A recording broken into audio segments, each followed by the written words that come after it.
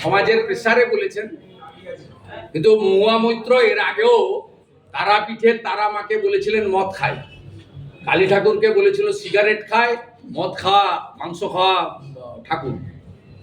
উনি সব সময় এই ধরনের কথাবার্তা বলেন।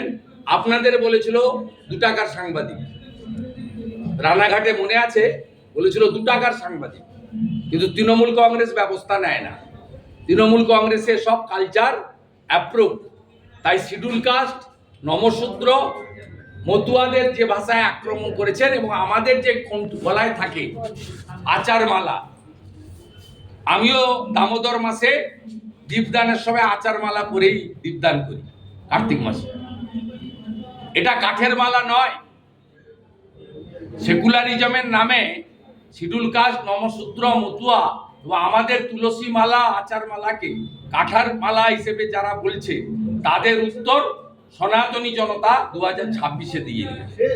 আগামী 12 তারিখ কৃষ্ণনগরে মহা র্যালির মধ্য দিয়ে ভারতীয় জনতা পার্টি অর্গানাইজ করছে। সেখানে তফসিলি এবং নমশূদ্ররা থাকবে। হ্যাঁ, মহুয়ারকে দেখিয়ে আচার মালা পরেই থাকবে।